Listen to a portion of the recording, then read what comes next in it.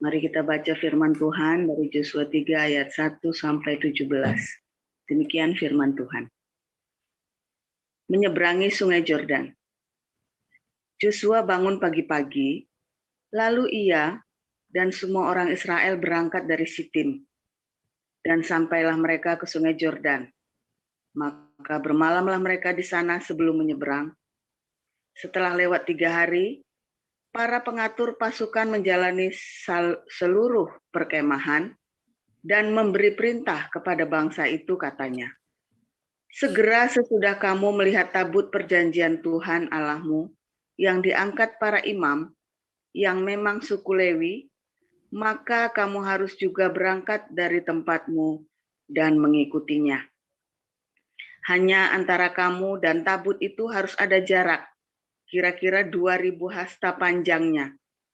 Janganlah mendekatinya. Maksudnya, supaya kamu mengetahui jalan yang harus kamu tempuh. Sebab jalan itu belum pernah kamu lalui dahulu. Berkatalah Yosua kepada bangsa itu, kuduskanlah dirimu, sebab besok Tuhan akan melakukan perbuatan yang ajaib di antara kamu. Dan kepada para imam itu, Yosua berkata demikian, angkatlah tabut perjanjian dan menyeberanglah di depan bangsa itu. Maka mereka mengangkat tabut perjanjian dan berjalan di depan bangsa itu. Dan Tuhan berfirman kepada Yosua, pada hari inilah aku mulai membesarkan namamu di mata seluruh orang Israel, supaya mereka tahu bahwa seperti dahulu aku menyertai Musa, demikianlah aku akan menyertai engkau. Maka kau perintahkanlah kepada para imam pengangkat tabut perjanjian itu demikian. Setelah kamu sampai ke tepi air Sungai Yordan, haruslah kamu tetap berdiri di Sungai Yordan itu. Lalu berkatalah Yosua kepada orang Israel, datanglah dekat dan dengarkanlah firman Tuhan Allahmu. Lagi kata Yosua, dari hal inilah akan kamu ketahui bahwa Allah yang hidup ada di tengah-tengah kamu, dan bahwa sungguh-sungguh akan dihalaunya orang Kanaan, orang Het, orang Hewi, orang Feris, orang Girgazi, orang Amori, dan orang Yebus itu dari depan kamu. Sesungguhnya tabut perjanjian Tuhan semesta bumi berjalan menyeberang di depan kamu, masuk ke Sungai Yordan. Maka sekarang pilihlah 12 orang dari suku-suku Israel, seorang dari tiap-tiap suku. Segera sesudah kaki para imam pengangkat tabut Tuhan, Tuhan semesta bumi, berhenti di dalam air Sungai Yordan. Maka air Sungai Yordan itu akan terputus. Air yang turun dari hulu akan berhenti mengalir menjadi bendungan. Ketika bangsa itu berangkat dari tempat perkemahan mereka untuk menyeberangi Sungai Yordan, para imam pengangkat tabut perjanjian itu berjalan di depan bangsa itu. Segera sesudah para pengangkut tabut itu sampai ke Sungai Yordan, dan para imam pengangkat tabut itu mencelupkan kakinya ke dalam air di tepi sungai itu. Sungai Yordan itu sebak sampai meluap sepanjang tepinya selama musim menuai. Maka berhentilah air itu mengalir. Air yang turun dari hulu melonjak menjadi bendungan, jauh sekali di dekat Adam, kota yang terletak di sebelah Sartan. Sedang air yang turun ke Laut Araba itu, yakni Laut Asin, terputus sama sekali. Lalu menyeberanglah bangsa itu di tentangan Jeriko. Tetapi para imam pengangkat tabut perjanjian Tuhan itu tetap berdiri di tanah yang kering, di tengah-tengah Sungai Yordan. Sedang seluruh bangsa Israel menyeberang di tanah yang kering, sampai seluruh bangsa itu selesai menyeberangi Sungai Yordan. Demikian pembacaan firman. Silakan Bu Vivin. Baik. Shalom Pastor Paul. Shalom. Shalom Bu Ana, shalom Bapak Ibu Saudara sekalian. Saya lanjutkan pembacaan firman Tuhan Matius 3 ayat 1 sampai 17. Pada waktu itu Yohanes Pembaptis. Pada waktu itu tampillah Yohanes Pembaptis di padang gurun Yudea dan memberitakan, "Bertobatlah sebab kerajaan surga sudah dekat." Sesungguhnya dialah yang dimaksudkan Nabi Yesaya kepada kita, kepada ia berkata, "Ada suara orang yang berseru-seru di padang gurun, persiapkanlah jalan untuk Tuhan, luruskanlah jalan baginya." Yohanes memakai jubah bulu unta dan ikat pinggang kulit, dan makanannya belalang dan madu hutan. Maka datanglah kepadanya penduduk dari Yerusalem, dari seluruh Yudea, dan dari seluruh daerah sekitar Yordan. Lalu sambil mengaku dosanya mereka dibaptis oleh Yohanes di sungai Yordan. Tetapi ia melihat banyak orang Farisi dan orang Saduki datang untuk dibaptis. Berkatalah ia kepada mereka, "Hai kamu keturunan ular beludak, siapakah yang mengatakan kepada kamu bahwa kamu dapat melarikan diri dari murka yang akan datang? Jadi hasilkanlah buah yang sesuai dengan pertobatan. Dan janganlah mengira bahwa kamu dapat berkata dalam hatimu, Abraham adalah bapa kami, karena aku berkata kepadamu, Allah dapat menjadikan anak-anak bagi Abraham dari batu-batu ini." Kapak sudah tersedia pada akar, mohon maaf. Kapak sudah tersedia pada akar pohon, dan setiap pohon yang tidak menghasilkan buah yang baik pasti ditebang dan dibuang dalam api. Aku membaptis kamu dengan air sebagai tanda pertobatan, tetapi ia yang datang kemudian daripadaku lebih berkuasa daripadaku, dan aku tidak layak melepaskan kasutnya. Ia akan membaptiskan kamu dengan Roh Kudus dan dengan api. Alat penampi sudah di tangannya. Ia akan membersihkan tempat pengirikannya dan mengumpulkan gandumnya ke dalam lumbung. Tetapi debu jerami itu akan dibakarnya dalam api yang tidak terpadamkan. Maka datanglah Yesus dari Galilea ke Yordan kepada Yohanes untuk dibaptis olehnya. Tetapi Yohanes mencegah dia, katanya, "Akulah yang perlu dibaptis olehmu, dan engkau yang datang kepadaku." Lalu Yesus menjawab, katanya kepadanya, "Biarlah hal itu terjadi, karena demikianlah sepatutnya kita menggenapkan seluruh kehendak Allah." Dan Yohanes pun menurutinya. Sesudah dibaptis, Yesus segera keluar dari air, dan pada waktu itu juga langit terbuka, dan ia melihat Roh Allah seperti burung merpati turun ke atasnya. Lalu terdengarlah suara dari surga yang mengatakan, "Inilah anakku yang kukasihi, kepadanya lah aku berkenan." Demikian. Amin. Haleluya, luar biasa. Firman Tuhan selalu baru bagi setiap orang yang hidup dalam kasih Yesus, yaitu terus mengasihi, mengampuni, memberkati, berdiakonia, dan bermarturia senantiasa, ya. Luar biasa. Hari ini judulnya adalah menyeberang Sungai Yordan, ya. Ketika kita mau masuk ke tanah Kanaan, ke tanah perjanjian, orang-orang Israel ini harus menyeberangi dulu Sungai Yordan, ya. Dan Sungai Yordan ini merupakan sungai yang dikeramatkan, ya, disucikan oleh orang Israel. Pokoknya mempunyai makna historis ribuan tahun, ya, Sungai Yordan ini. Nah, Sungai Yordan ini kalau kita mengenai tentang menyeberang nih, ya, kita ingat Abram menyeberangi Sungai Efrat, makanya namanya disebut Abram the Eber, ya, Abram ha-Eber. Eber itu nyebrang, ya. Abraham orang yang nyebrang itu. Zaman itu orang kalau nyebrang itu hebat sekali, ya, nyebrang Sungai Efrat yang besar itu, ya. Wah, itu hebat sekali itu. Nah, apalagi dia datang bawa ternaknya, wah, orang pada bingung caranya gimana tuh nyebrang tuh, ya. Bisa seberang juga, wah, itu orang nekat itu yang bisa nyebrangin itu, ya. Orang hebat sekali itu, makanya disebut orang yang nyebrang itu, ya. Nah, terus orang Israel menyeberangi Laut Merah, Laut Teberau. Lalu kemudian generasi kedua Israel yang keluar dari Mesir menyeberangi Sungai Yordan untuk merebut Kanaan. Ya, jadi ada titik penyeberangan.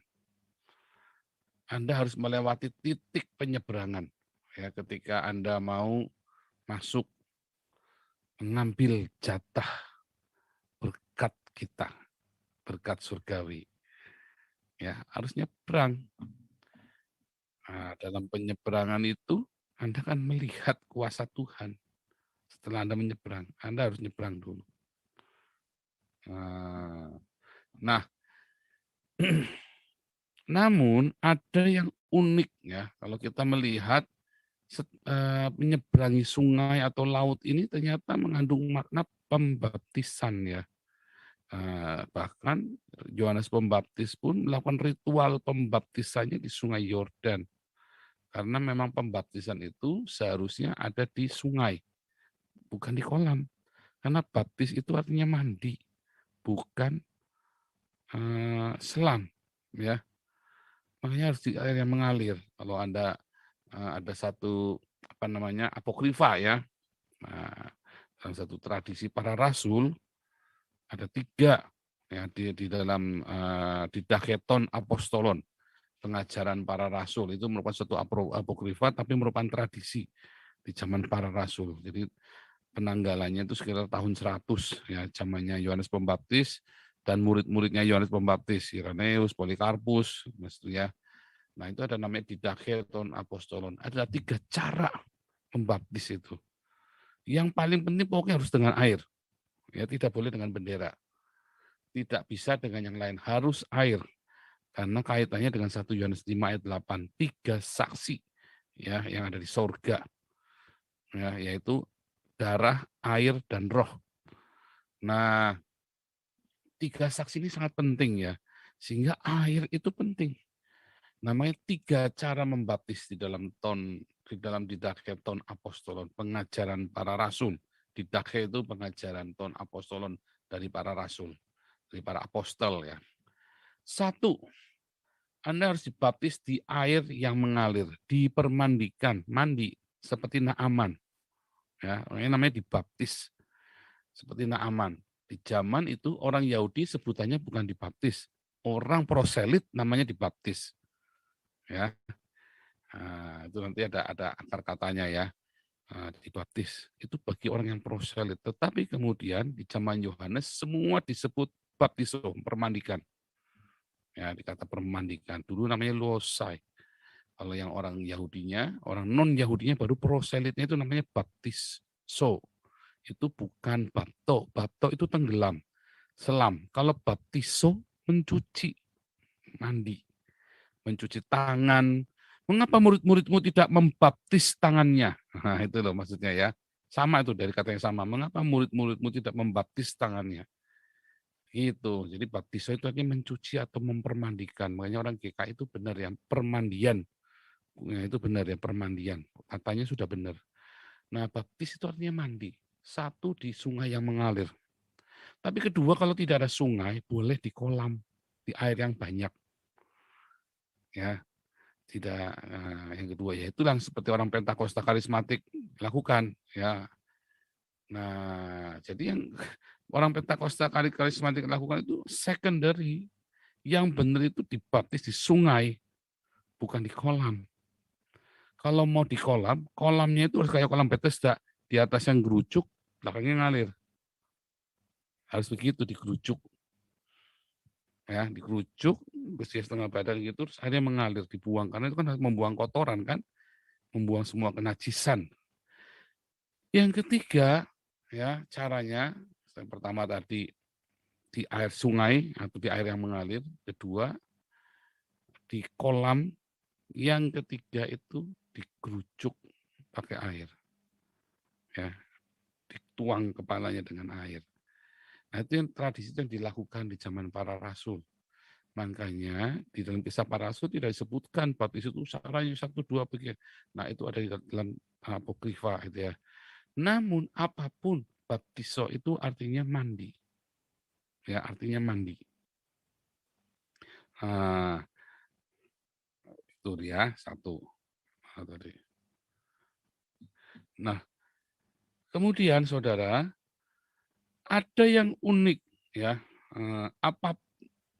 Kalau Anda dipermandikan itu, ya dipermandikan, baik itu di air yang mengalir maupun di dalam kolam maupun di sungai, maupun di grucuk atau di percik, ya.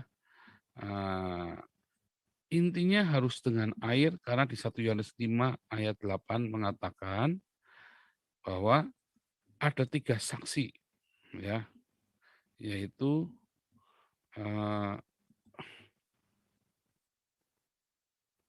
air, darah, dan roh.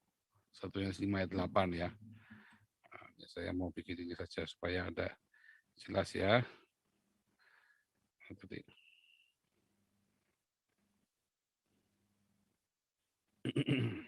Oh, lama banget. Oke, ya. Oh, saya share screen aja.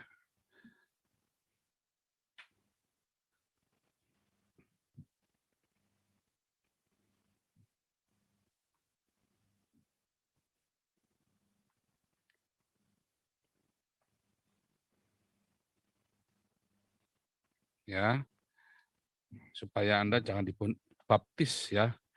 Baptis ini dari kata baptiso. Artinya itu bukan penggelam, ya, tetapi artinya adalah mandi. Nah, ya. Kalau tenggelam sendiri, bentuk katanya dari bapto.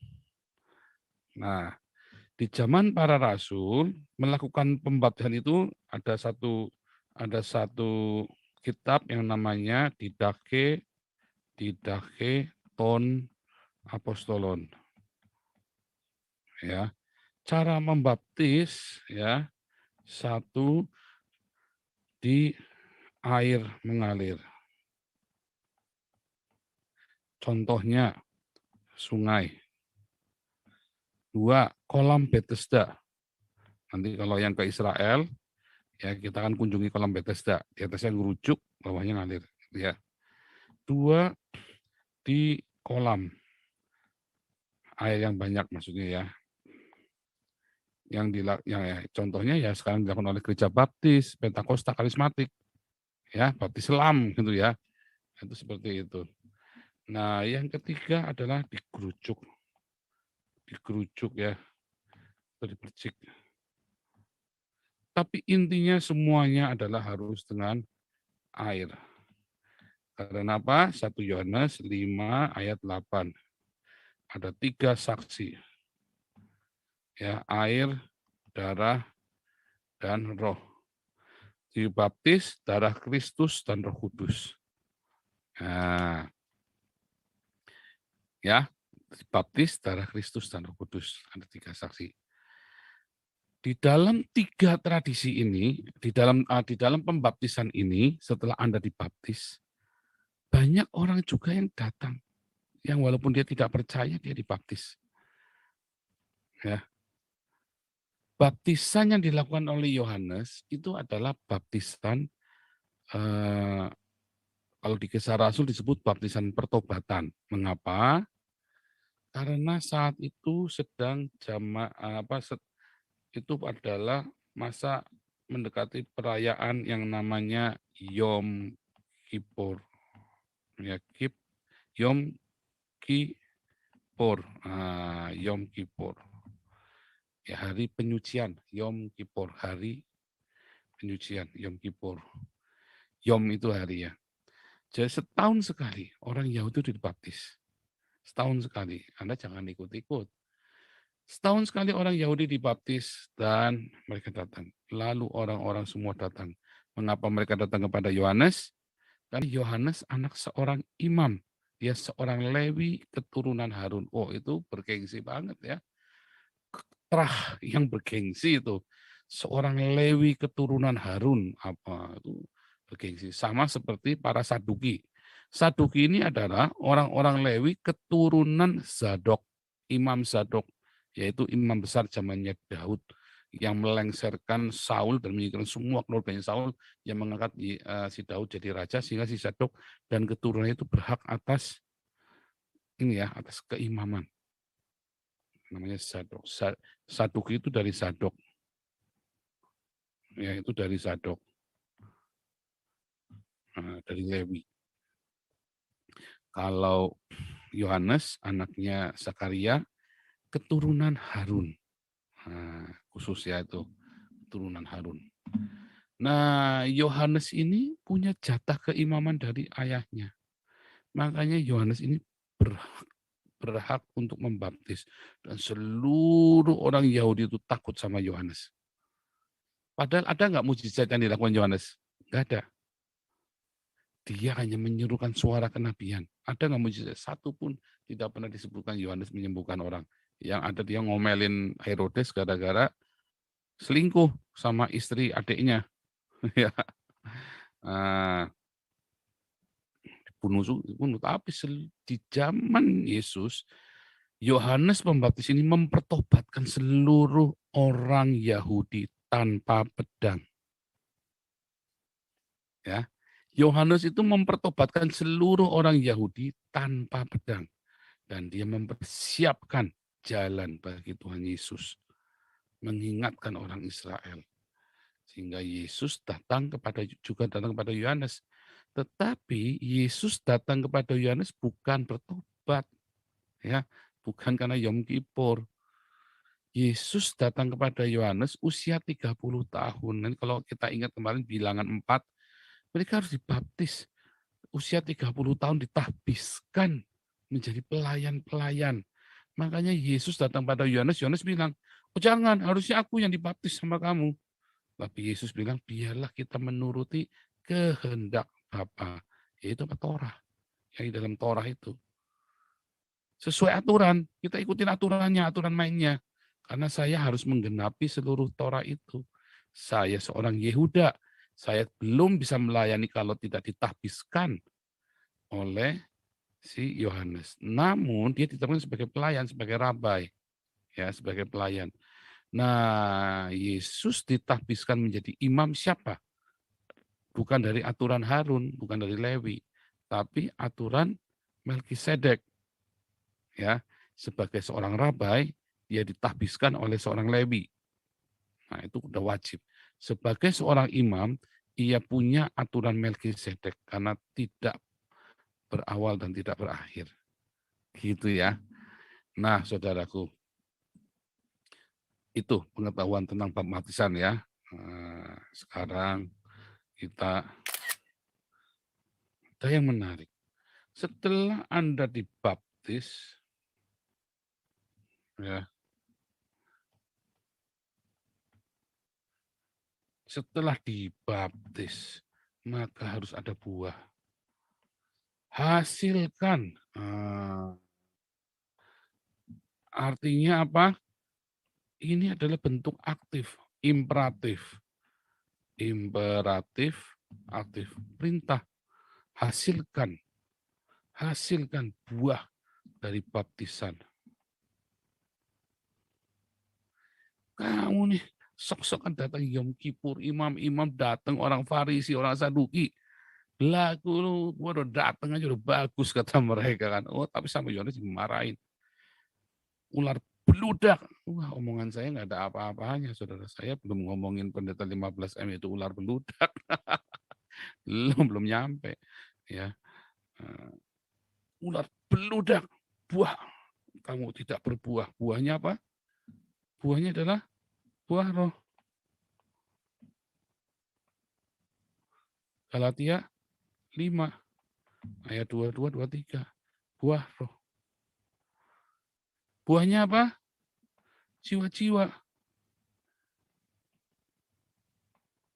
Ya, Matius 28 ayat 19, Yohanes 15. Ya, harus berbuah. Itulah buahnya. Kita harus berbuah roh dan berbuah jiwa-jiwa. Makanya orang-orang yang habis dibaptis tapi tidak berbuah, wah itu bahaya sekali. Kalau Anda habis dibaptis tidak ada kerinduan memberitakan Injil, saya curiga Anda baptisannya cuma karena ritual agama. Ya karena ya biar kalem, enak-enak aja. Akibatnya setelah Anda dibaptis, Anda juga nggak tahu padang gurun itu apa, Anda tidak tahu tanah Kanaan apa, Anda nggak merasakan. Ya, begitu-begitu saja. Coba saya mau tanya sama Anda, apakah Anda kalau dibaptis jadi tambah ganteng? Apakah Om Dika waktu dibaptis, begitu keluar dari air, tadadad, langsung kayak siapa itu? Tom Cruise begitu kan. Dari tompel jadi Tom Cruise. Wah, itu hal yang mustahil. Kalau begitu, semua orang mau, itu gampang memberitakan Injil di Indonesia. Benar nggak? Semua tompel jadi Tom Cruise. Wah, itu nggak usah kita kenceng-kenceng, nggak usah masuk penjara, nggak usah pakai masuk penjara, orang ngantri itu. Iya kan? Tapi kan nyatanya kan nggak begitu kan. Yang habis dibaptis yang punya tompel tetap punya tompel, yang ganteng kayak saya tetap ganteng kayak saya. Ya kan? Pokoknya begitu, nggak berubah. Teret, berubah, ya kan nggak begitu harus dibaptis. Benar nggak? Kecuali kalau nggak mandi 30 hari, begitu keluar dari air, langsung ganteng tiba-tiba ya. Orang nggak mandi 30 tahun ya, 30 hari mah masih 30 tahun nggak mandi, terus dibaptis, keluar ya langsung kinclong. Apalagi baptisnya di air belerang kan. Wah, kinclong itu. Yang berubah apanya coba setelah Anda dibaptis? Wah, seneng. Ya terus seneng kenapa? Seneng kenapa? Seneng, Anda dengar musik juga seneng, Anda dikasih uang juga seneng, Anda dibaptis juga seneng, ya kan? Anda baru dapat sertifikat juga seneng, nah, ya. Anda baru saya kirimin, baru terima transferan juga seneng. Apa yang berubah?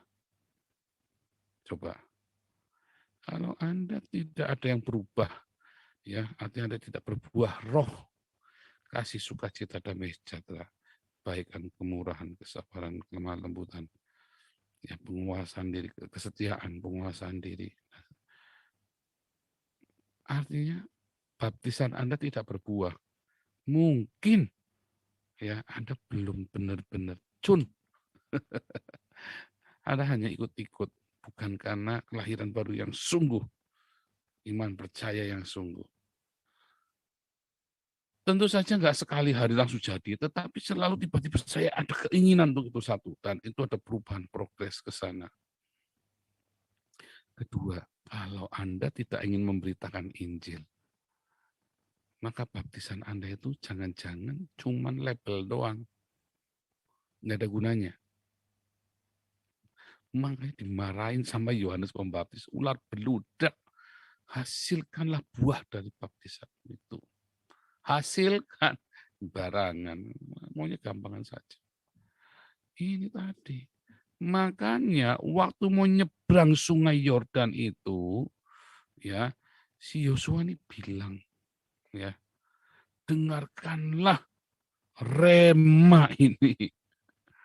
Ya, dengarkanlah rema ini. Dafarim.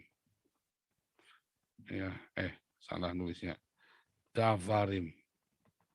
Ini kan bacanya Davarim ya. Davarim. Dengarkanlah rema ini.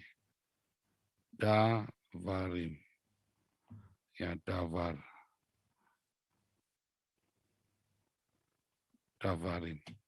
Dengarkanlah rema ini. Dengarkan rema itu. Makanya Anda tidak berbuah hasil baptisanmu karena Anda tidak punya Davarim. Gitu. Dari baptisan itu Anda nggak punya buah. Nggak heran. Karena apa? Anda menolak masuk padang gurun. Nawar terus. Harga dirimu dicicil. Dikit-dikit marah, tersinggung, sakit hati, salah paham. Wah, lempar pakai mouse langsung salah paham terus. Hamba Tuhan salah pahaman. Hamba Tuhan tersinggungan. Buat tapok pakai remote. Hamba Tuhan masih tersinggung. Nah, iya, ada pendeta masih tersinggungan, masih sakit hati, masih apalagi jemaat. Harga dirimu dicicil. Harga dirinya dicicil. Pagi-pagi diomongin sama mertua. Seneng ngomong. Aku tersinggung tuh. Itu mah anak saya dulu miracle ya. Umur berapa ya mah? 3 tahun ya mah. Waktu di Cinere ya mah. Nah, tiba-tiba oma datang. Apa? Kan oma ya. Jadi tante ya, tantenya saya, jadi oma tante gitu kan. Dia lagi apa gitu, saya nggak ngerti ya. Terus dia datang sambil gini. Dia datang sama mamahnya, si Miracle ngomong, "Mah, aku tersinggung." Kita bingung, ini anak ngerti tersinggung. Anak 3 tahun ngerti tersinggung. Aku tersinggung, mah. Tersinggung. Kenapa? Itu oma begini, begini, begini. Lah terus kenapa? Ya, aku tersinggung. Lo kan nggak apa-apa. Ya pokoknya aku tersinggung. Anak 3 tahun, 3 tersinggung. IQ-nya tersinggung. Ah, itu anak 3 tahun. Sekarang sudah nggak tersinggungan. Nah ini pendeta sudah tua, sudah tahu firman Tuhan, masih tersinggungan, masih ngamuk-ngamukan, masih umatnya sama lah. Anda itu tadi makanya saya bilang jangan ikut kagum sama pendeta. Anda punya tanggung jawab sendiri sama Tuhan. Ini bukan era perjanjian lama. Anda itu bukan tanggung jawabnya para imam dan para nabi lagi. Anda tanggung jawab sama dirimu sendiri. Anda tanggung jawab suara kenabian itu diri Anda sendiri. Ketika ada suara berseru-seru di padang gurun, itu adalah suara di Davarim itu ya. Davarim yang ada di Bemidbar. Saya kasih merah. Serem ini saudara. Ada salah. Yang bagus di mana ya? Ada Davarim di Bemidbar. Ada suara di padang gurun. Nah, Anda mau masuk padang gurun aja enggak mau kok. Apalagi mau Davarim. Prat, mau Davarim apanya mau jadi rema masuk padang gurun aja enggak mau. Enggak mungkin. Enggak mungkin. Saya sudah ngalamin. Saya ini orangnya juga tersinggungan sama ya. Ya kan, saya kan pernah bilang. Serius, serius ya. Saya kalau sudah tersinggung, edan sudah. Goblok, konyol zaman itu. Goblok bener ya. Saya ingat masa lalu, kalau udah tersinggung, konyol. Kalau perlu saya membayar polisi, membayar jaksa, yang penting kamu repot. Pokoknya. Tak bayar tuh. Serius, saya masih ingat sekali ya waktu itu ya. Saya kasih iPad 5. Cuman gara-gara muasin. Saya kasih iPad 5, saya kasih komputer 5. Saya masih ingat, geblek ya. 8 iPad-nya. Saya masih ingat sekali. Harga tersinggungnya saya. iPad-nya 8, komputernya 5. Geblek. Goblok bener itu. Memang itu ya. Itu mahal itu ya. Karena kamu tidak mau dibayar lunas sama Tuhan Yesus, kamu bayar sendirinya lebih mahal, dicicil. Akhirnya saya bayar pakai anak istri saya.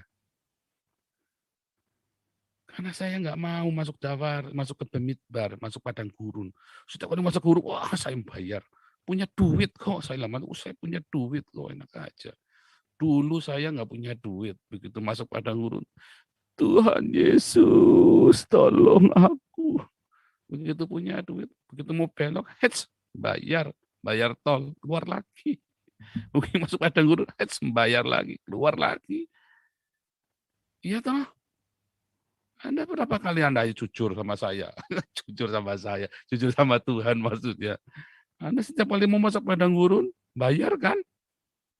Karena Anda punya kan? Baik Anda punya kedudukan, punya kekuasaan, punya uang, punya backingan, iya kan? Setiap kali mau masuk padang gurun, bayar nggak mau keluar lagi. Akhirnya apa? Akhirnya Anda nggak punya buah pertobatan, nggak punya buah dari baptisanmu, nggak ada buah roh, nggak ada buah jiwa-jiwa, apalagi jauh panggang dari api, pungguk merindukan bulan. Bohong. Kalaupun Anda berbuat jiwa-jiwa, akhirnya jiwa-jiwanya pun semu. Karena Anda jualan agama. Terus saya baru ngeh, saya baru dapat bocoran dari Jibril. Saya baru ngeh, saya kaget. Ya amplop, ngeri amat. Oh, hati-hati. Bisnis murtadin. Hati-hati. Ini kenceng di Indonesia bisnis murtadin. Saya itu tadinya saya pikir para murtadinya yang berbisnis. Ternyata pendetanya pun ikutan. Wah, serem. Hati-hati, hasilkan. Itu bukan masalah urusan Anda dengan orang yang lihat, tapi itu urusan Anda dengan Tuhan. Karena Anda nggak bisa bohong sama Tuhan. Anda bisa bohongin kita semua publik. Anda tidak bisa bohongi Tuhan. Kalau Anda tidak pernah mau masuk ke Bemidbar padang gurun, Anda tidak akan pernah punya dafarim. Saya jamin itu. Tapi kalau Anda masuk Bemidbar, di dalam Bemidbar itu Anda merintih sama Tuhan. Anda angkat tangan terus, Anda nempel terus. Jangan satupun kata-kata makian, jangan satupun kata-kata hujatan, jangan satupun ada kata-kata keluhan. Datang sama Tuhan, tolong aku Tuhan, Tuhan tolong aku. Sekuat tenaga. Orang hajar, orang hantam, orang pukul kita bahu. Tuhan, tolong Tuhan. Anda mengembik karena kodrat kita adalah domba, bukan kambing. Kodrat kita bukan menanduk seperti kambing memberontak. Kita bukan kuda, kita bukan kerbau. Kodrat kita adalah domba. Kelu masuk tempat pembantaian. Tapi kita mengembik kepada Tuhan Yesus. Minta sama Tuhan. Minta sama Tuhan.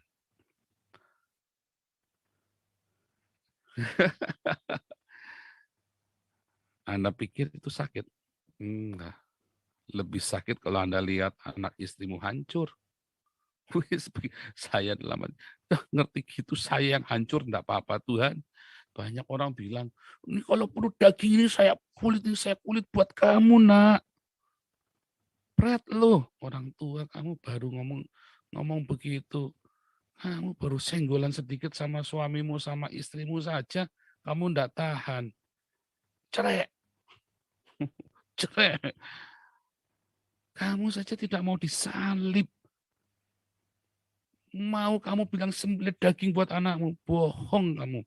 Ketika kamu tidak mau disalib, anakmu yang disalib. Nah, lo, yo lo. Kalau kamu tidak mau masuk di Bemidbar dan dengarkan dafarim, yang kedua, Anda menghindari Bemidbar, padang gurun, atau Anda masuk Bemidbar. Kalau Anda menghindari Bemidbar, wah terus akan dikejar lagi utang, jadi bencana nanti. Bencana kan adalah masalah yang ditunda, padang gurun yang kamu tunda bertahun-tahun. Karena kamu bisa bayar. Kata BLC, harusnya masuk penjara, itu kayak itu ya, terus bayar, kayak Setia Novanto akhirnya masuk juga akhirnya. Ya kan? Lolos terus akhirnya masuk juga. Numpuk lagi masalahnya. Atau Anda masuk padang gurun nggak keluar-keluar. Cuman dua itu masalahnya. Anda lari dari padang gurun, atau Anda masuk tapi nggak keluar-keluar. Dan semua butuh dafarim. Kalau Anda punya dafarim dan pegang itu dafarim dari logos yang Anda baca, Anda langsung lakukan logos itu walaupun tidak mengerti. Walaupun maksudnya belum serak, bukan ngerti ya, Anda membaca kan, kasihlah musuhmu, kan nggak mungkin Anda nggak ngerti, cuman belum serak di hati gitu kan. Itu kan bahasa yang sederhana, ya. Beri makan, diakonia, itu kan bahasa yang sederhana. Bagi-bagi makanan sama orang miskin, itu kan bahasa yang sederhana. Tapi mungkin Anda belum nemplok di hati. Pokoknya lakukan saja, itu kan logos. Berulang kali. Kalau ada orang nyakitimu, kamu diem. Mungkin masih bingung. Orang nyakiti kok diem, gua gaplok. Harusnya orang nyakitin diem, Pak. Saya gaplok, pas emang nggak sabar, Pak. Ya itu karepmu, nggak apa-apa. Tuhan marah nggak? Ya enggak, itu kan karepmu sendiri. Pokoknya nanti kamu tidak punya dafarim kalau kamu tidak masuk Bemidbar. Kalau kamu masuk Bemidbar, kamu punya logos. Logos itu kamu lakukan. Kamu rame di dalam kasih. mengasihi, mengampuni, memberkati, diakonia, marturia, hidup dalam kekudusan. Logos yang di pemidbar itu akan jadi dafarim, banyak rema. Dafarim itu nanti jadi iman. Iman itu nanti yang menghasilkan buah-buah dari pertobatan dan buah baptisanmu itu, yaitu buah roh dan buah jiwa. Dan tentunya kalau Anda punya buah roh dan buah jiwa, di mana ada jiwa dimenangkan, di mana ada buah roh dinyatakan, di situ ada berkat jasmani juga menyusul. Nggak usah takut, nggak usah mikir, itu datang sendiri. Datang sendiri, saudara, serius. Anda benar buah roh, Anda benar buah jiwa, Anda benar-benar itu datang sendiri duitnya. Itu yang namanya di waktu tidur pun Tuhan berkati kamu. Ya, itu yang namanya berkat Tuhan yang menjadikan kaya. Tidak ada kesusahan yang ditambahkan kepadanya. Kalau Anda masih kaya dan Anda masih berantem sama orang kayak saya dulu, punya duit banyak tapi masih todong-todongan pistol sama orang, itu namanya bukan berkat Tuhan. Itu laknat. Kamu cari uang dengan kekuatanmu sendiri. Kalau kamu cari uang masih ada orang yang kamu sakiti, itu namanya laknat. Kayak saya dulu. Gitu saudara ya. Kiranya pagi hari ini Anda ingat tentang dafarim di Bemidbar ketika Anda masuk sungai Yordan itu.